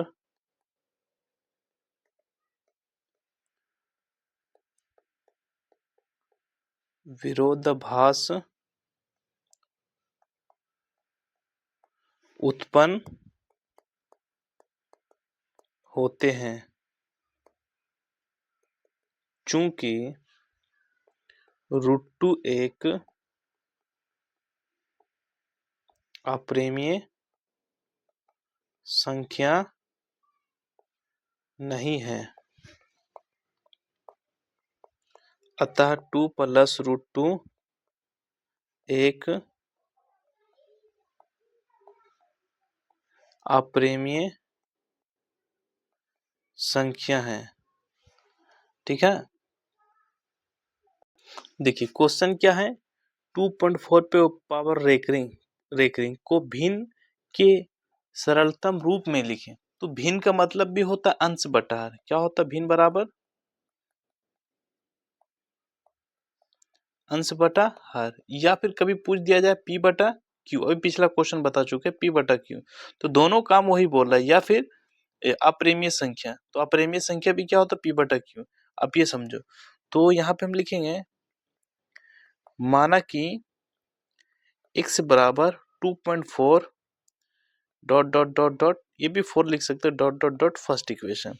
अब क्या करेंगे, एक अंक के ऊपर रेख करेंगे, तो लिखेंगे दोनों तरफ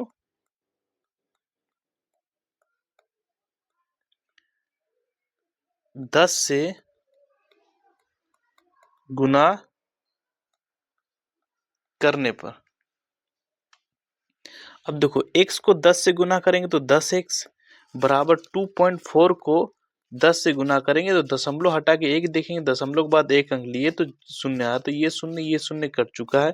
तो क्या आएगा 10x बराबर में 4.4 डॉट डॉट डॉट डॉट, ये आपके पास दूसरा समीकरण हो गया। अब हम लिख सकते हैं समीकरण 2 और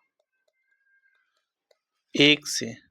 ठीक है, तो 2 में हो गया 10x बराबर में 2.4 24.4 और ये x से बराबर में 2.4।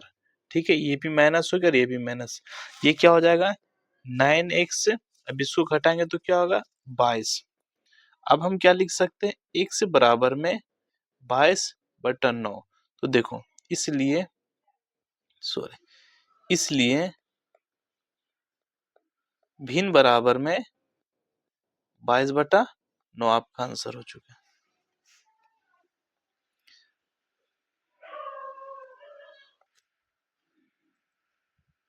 क्वेश्चन क्या कह रहा है, 0.12 के ऊपर रेख रही।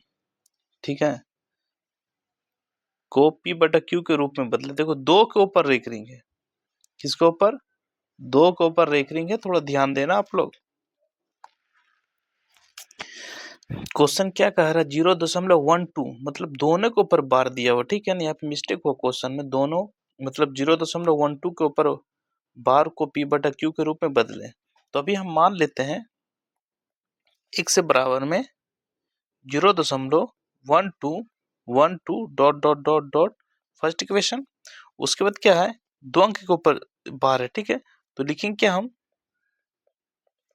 दोनों तरफ 100 से गुना करने पर, ठीक है? तो ये हो गया 100x। तो देखो 0.12 और 1 2 मतलब डॉट डॉट जा रहा है, 100 से हम गुना कर दिए। ये दशमलव हटाए, 2 अंक ले लिया गया, ठीक है? 2 शून्य कट गया, तो 100x बराबर में 12.12 डॉट डॉट डॉट डॉट दूसरा समीकरण, ठीक है? समीकरण 2 और 1 से, ठीक है?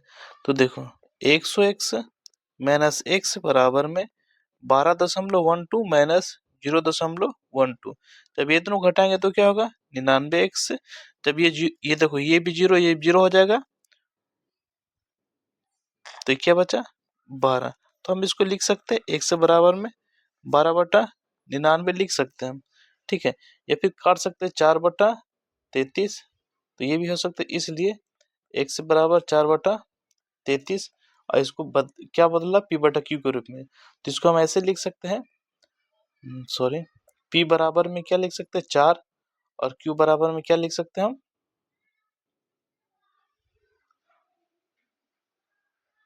Q बराबर में हम 33 लिख सकते हैं। तो देखिए P बटा Q हो गया कि नहीं? P बटा Q बराबर में 4/33 हो गया। ये हमारा आंसर हो गया, P बटा Q के रूप में निकल गया। क्वेश्चन नंबर 14, सिद्ध करें कि 3 + √5 एक अपरिमेय संख्या। मान लेते हैं हम, मान लिया कि 3 + √5 एक परिमेय संख्या है, अतः 3 + √2 बराबर P बटा Q, जहां Q नॉन बैलेंस 0, इसलिए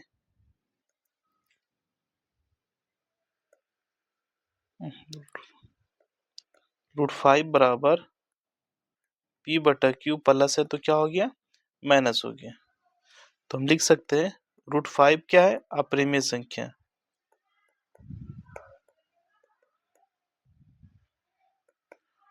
ठीक है? अब P बटा Q क्या हो गया?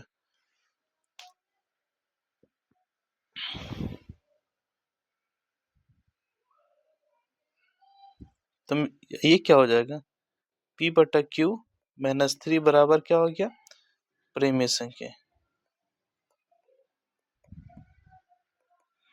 देखो परिमेय संख्या और अपरिमेय संख्या के बराबर में दोनों बराबर नहीं हो सकता, ठीक है ना? तो हम लिख सकते हैं, देखो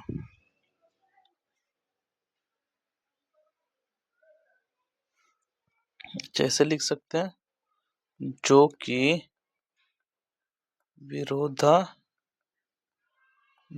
है, अतः हमने जो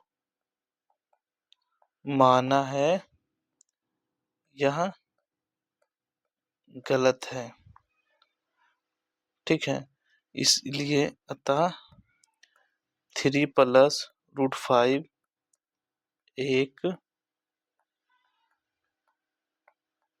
अपरिमेय संख्या है, ठीक है? देखिए क्वेश्चन नंबर 15 में क्या लिखा हुआ है? सिद्ध करें कि 3 + 2 √5 3 + 2√5 एक अप्रेमीय संख्या है। ठीक है, मान लिया कि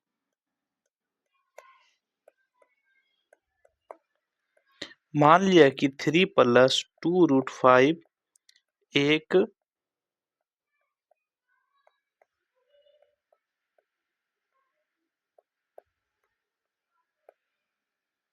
प्रेमी संख्या है। ठीक है, इसलिए 3 + 2√5 बराबर में P/Q हो सकता है कि नहीं, जहां P और Q असहभाज्य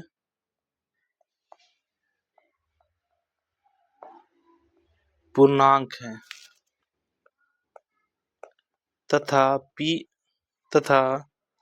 Q नॉन बैलेंस 0 है। तो अभी इसको ऐसे लिख सकते हैं 2√5 बराबर में P/Q और -3 कर सकते हैं हम।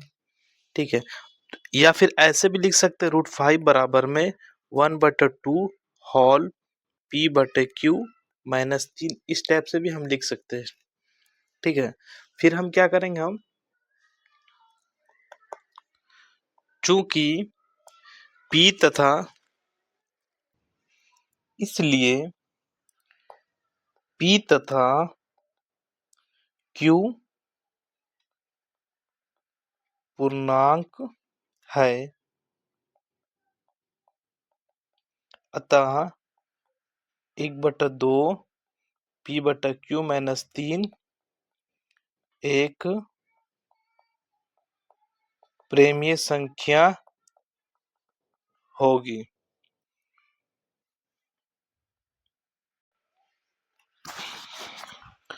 इस आधार पर √5 प्रेमीय संख्या होगी, लेकिन √5 एक अप्रेमीय संख्या है। हमारी गलत कल्पना के कारण विरोधाभास उत्पन्न हुआ, अतः 3 + √5 एक अप्रेमीय संख्या होगी।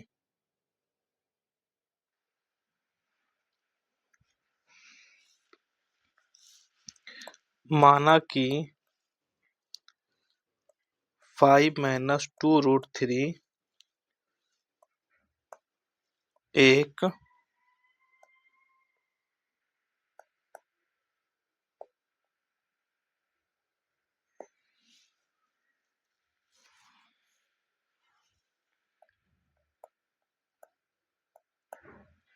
प्रेमीय संख्या है, तब 5 - 2√3 बराबर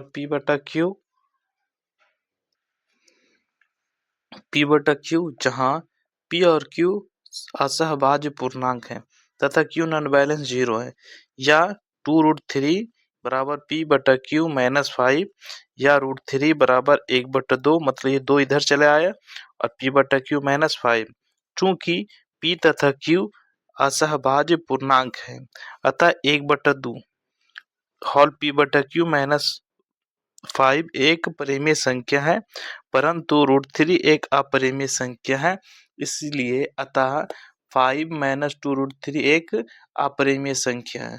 ठीक है, मेरा मानना गलत है।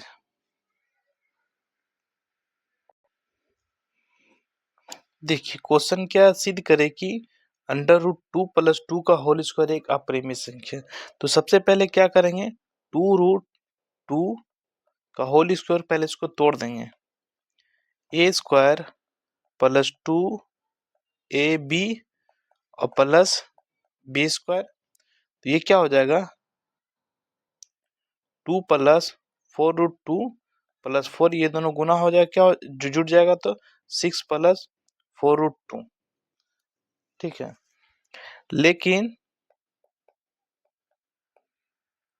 6 एक प्रेमीय संख्या है तथा 4√2 एक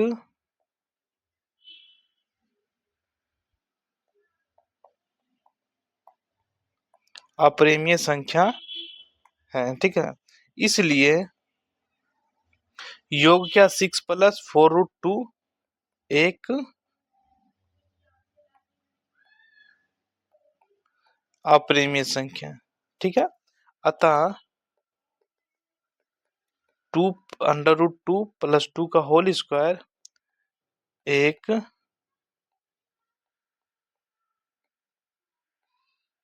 अप्रिमेय संख्या है।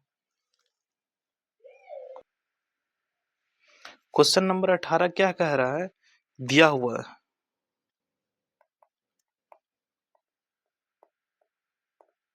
दिया हुआ है 2 + √3 का होल स्क्वायर, तो हम इसको तोड़ सकते हैं। a² + 2 a b + b², तो इसको हम ऐसे भी लिख सकते हैं 2 दूना 4 + 4√3 और +3। अब ये दोनों गुना करेंगे तो क्या हो जाएगा, सॉरी जुटेगा, प्लस प्लस जुटेगा 7 + 4√3, ठीक है। ये हो गया। अब मान लेते हैं, माना कि 7 + 4√3 एक प्रेमीय संख्या है, ठीक है। तब क्या होगा, 7 + 4√3 के 2 सह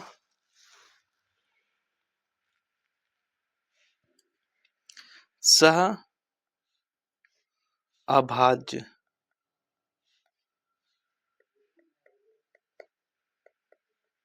पूर्णांकों p तथा q के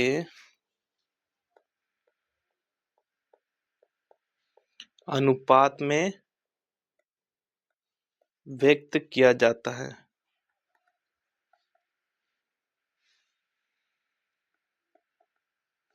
तो क्या लिख सकते, 7 + 4√3 बराबर में p/q, तो 4√3 p/q -7, ठीक है।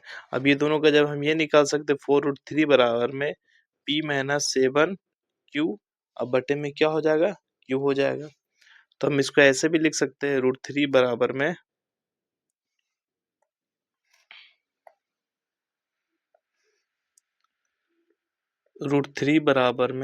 p - 7q, अब बटे में q 4q हो जाएगा, ठीक। ये 4 इधर गुना हो गया जाकर के, तो ये क्या हो जाएगा बताइए जरा, एक अप्रिमेय संख्या, एक प्रेमी संख्या,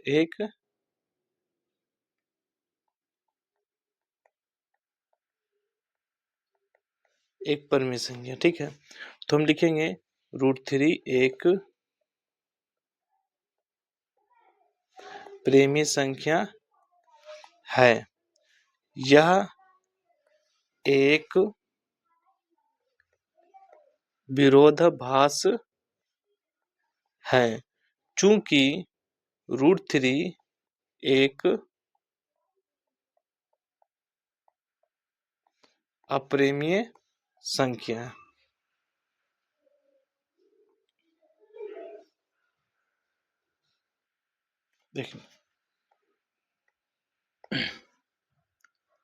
देखो, अतः 7 + 4√3 को प्रेमी संख्या मानना गलत है। अतः 7 + 4√3 एक प्रेमी संख्या नहीं है, तो जब नहीं है तो क्या होगा, अप्रेमीय संख्या होगा, ठीक है। क्वेश्चन क्या कह रहा है, बिना लंबी विभाजन प्रक्रिया द्वारा बताइए कि 17/8 प्रेमी संख्या का दशमलव प्रसार शांत है या अशांत है। तो देखिए आप, 17/8, तो देखो 17, ये 2 पे पावर 3 हो जाएगा, 8 हो जाएगा, अब उन्हें 5 पे पावर 0 लिख सकते हैं हम, ठीक है। तो 17 अब बटे में देखो 8 हो गया, एक 0 का किसी भी पावर होता है वो क्या होता है, 1 होता है। तो देखिए 17/8 हुआ कि नहीं, दोनों आ गया सेम टू सेम। तो लिख देंगे हम 17/8 का हर 8 है, इसका अभाज्य गुणनखंड क्या होगा? 2 गुने 2 है, होगा ना, 3 2 होगा। अतः देखिए अब ये हो चुका है सब कुछ, अब इसमें लिखना है अतः इस प्रेमीय संख्या का दशमलव प्रसार शांत है। ठीक है ना, दशमलव प्रसार क्या है? इसका शांत होगा, क्योंकि ये देखो हर क्या हो गया आपके पास? हर 2 पे पावर 3, इसका फॉर्मूला क्या होता है? p बटे में 2 पे पावर m इंटू, सॉरी 2 पे, हाँ ठीक है, 2 पे पावर m इंटू 5 पे पावर n, ये हो गया। या फिर p बटे में 2 पे पावर m, ये भी होता है, या फिर 5 पे पावर n। इतना में से कुछ भी आपके पास आ जाए तो समझ जाना कि क्या है? दशमलव प्रसार शांत है, अथवा अशांत नहीं। इसके अलावा कुछ भी आ जाए तो भी अशांत हो सकता है। देखिए क्वेश्चन क्या कह रहा है? 3.3/8 का दशमलव प्रसार ज्ञात करने के लिए कह रहा है। तो क्या होगा? 8 24 3 27 बटे में 8। ठीक है, जब इसको हम भाग देंगे तो 3.3375 होगा। ठीक है, सॉरी क्या होगा? 3.375 होगा। ठीक है, क्वेश्चन नंबर 3 क्या है? बिना भाग दिए हुए बताइए कि प्रेमीय संख्या 13/343 का दशमलव प्रसार शांत है या अथवा अशांत है। क्या होगा? देखो हर हर कितना दिया हुआ? 343 का अभाज्य गुणनखंड,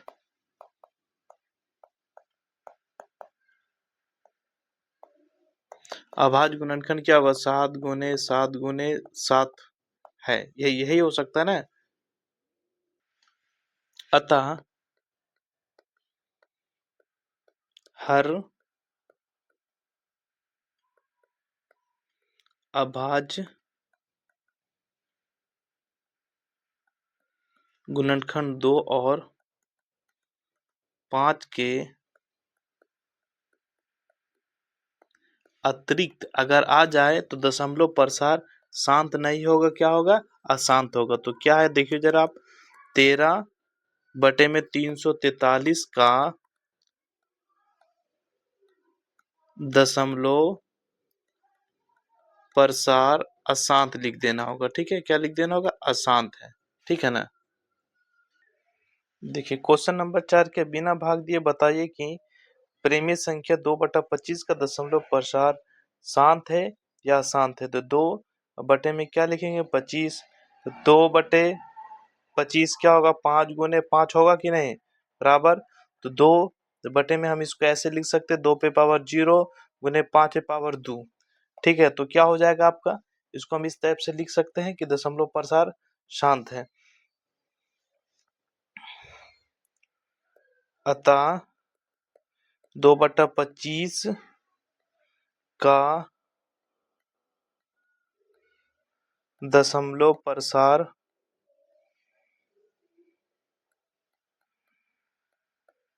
प्रसार शांत है। इसको क्या है? 1.8 के ऊपर रेकरिंग को p/q के रूप में बदलना है। ठीक है, इसके ऊपर p/q के। तो हम इसको ऐसे करेंगे, यहाँ लिखेंगे 18, आइए रेकरिंग को हटाए तो 9 लिख दिया गया, और माइनस 1 अंक बचा हुआ, मतलब 1 बचा हुआ, 1 इधर माइनस कर देंगे। ठीक है, तो घटाएंगे तो क्या होगा? 17 बटे में 9। क्या p/q के रूप में आया कि नहीं? देखो p/q के रूप में आ चुका है, तो ये हमारा आंसर हो चुका है।